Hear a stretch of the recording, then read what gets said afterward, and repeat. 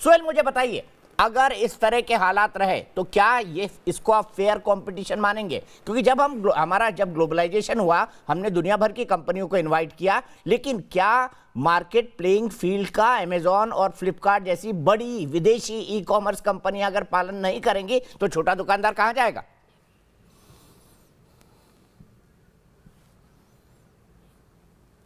आपको अपने घर पे निमंत्रण किया, मैंने कहा दीपक जी आप मेरे घर आके भोजन खाइए। आप मेरे घर आए, आपने भोजन लिया, फिर आपने तोड़फोड़ की, फिर आपने मेरी चीजें चोरी की और आप निकल गए, तो मैं क्या चुप रहूंगा? तो ये एक गलत फहमी है जो अमेजॉन और फ्लिपकार्ट फैला रहे हैं कि भाई हमें न्योता मिला। न्योता अगर आपको मिला तो वो इन्वेस्टमेंट का न्योता था हमारे देश में, हमारे देश के कानूनों का उल्लंघन का न्योता नहीं था।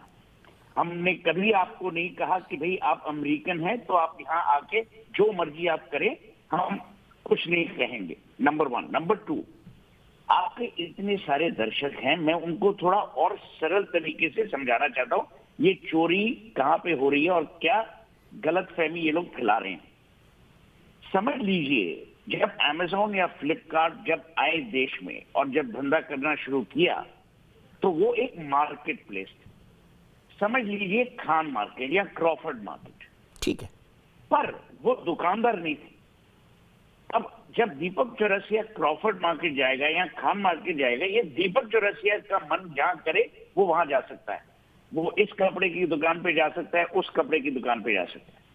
पर इन्होंने क्या किया, इन्होंने प्रेफर्ड सेलर्स बनाए उन कंपनियों में जिनमें इनकी भी भागीदारी थी या इनका कोई अरेंजमेंट था। जैसे कि प्रवीण जी ने कहा, एक कंपनी में नारायण मूर्ति जो अपने आप को कॉर्पोरेट वर्ल्ड का महात्मा गांधी कहलाते थे एक जमाने में, इन कंपनियों के साथ इन्होंने अरेंजमेंट किए विच आर इलीगल, क्योंकि इनको जो परमिशन मिली वो एफडीआई के नॉर्म्स में B2B है, business to business, business to consumer नहीं है।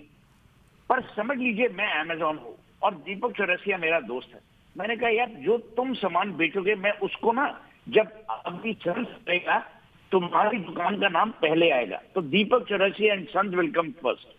वो गलत बात है, it's illegal, it's a crime. Number two, जैसे प्रवीण ने कहा, आपको एक रिटेल प्राइस फिक्स्ड है, उस पर आपको बेचना है। ये लोग कैसे कम बेच रहे हैं? क्योंकि इनका पैसा फ्री है, अमेरिका का पैसा है, वहां आपको मालूम है इंटरेस्ट रेट्स क्या है, नंबर वन। नंबर टू, ये सारी गेम्स वैल्यूएशन की हैं। अब जोमैटो जिसके प्रिंसिपल बैकर सॉफ्ट बैंक हैं, कल उन्होंने घोषणा की उनका 364 करोड़ का लॉस था, पर जब उनका आईपीओ निकला उनकी शेयर प्राइस, लिस्टिंग प्राइस इतनी आई थी। ये सब वैल्यूएशन गेम्स है, पर मेरी इससे कोई चिंता नहीं है। मेरी चिंता तीन चीजों के लिए है। नंबर वन, आप होते कौन है देश के कानूनों का उल्लंघन करने वाले। नंबर टू, हमारी जो ब्यूरोक्रेसी है, जो देखिए प्रधानमंत्री ने सितंबर 2012 में कहा था कि ये जो कंपनियां यहां आएंगी इनको हमारे कानून के दायरे में चलना पड़ेगा। उस प्रधानमंत्री, जब वो प्रधानमंत्री नहीं थे, अब प्रधानमंत्री हैं और पीयूष गोयल जो कॉमर्स मिनिस्टर हैं वो अग्री करते हैं कि यहां उल्लंघन हुआ है। जैसे कि प्रवीण ने कहा, सुप्रीम कोर्ट भी अग्री करती है कि भाई इंक्वायरी होनी चाहिए। बिल्कुल सही। पर जो ब्यूरोक्रेट है वो कुछ कर ही नहीं रहे। पॉलिसी में इतना डिले, इतना डिले, इतना डिले, या तो कोई यहाँ कोई मिली भगत है या पता नहीं क्या है। Number three, media. अब आपने तो ये मुद्दा उठाया है, बहुत बढ़िया किया आपने। मीडिया भी नहीं उठाना चाहता क्योंकि आप सोचते यार अमेजॉन बहुत बड़ा एडवर्टाइजर है।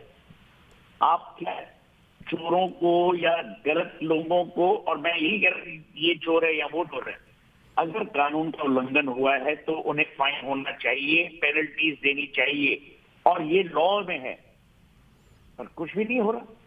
अब CAIT एक आंदोलन कर रही है और मैं इंडिविजुअली, आप प्रवीण से पूछिए, मैं इंडिविजुअली 2 आर्टिकल लिख चुका हूं। मैं 10वीं बार 12वीं बार 12 बार टीवी पे आ चुका हूं। और क्यों?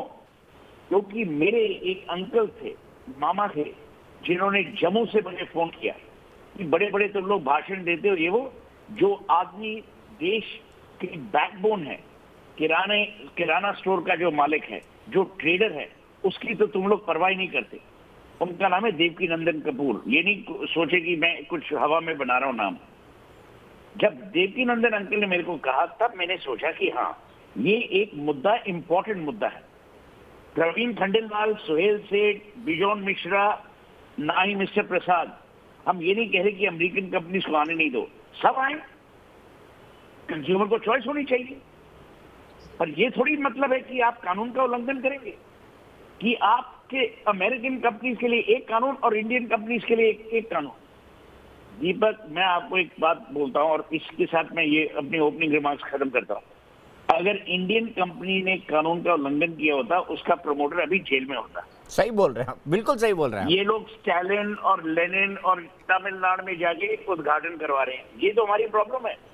ये रिवर्स कॉलोनियलिज्म, फिर ये ईस्ट इंडिया कंपनी नहीं, ईस्ट इंडिया कंपनी से और बदतर है, क्योंकि हमारी डेमोक्रेसी में ये खिलवाड़ हो रहा है और डेमोक्रेसी के साथ खिलवाड़ हो रहा है।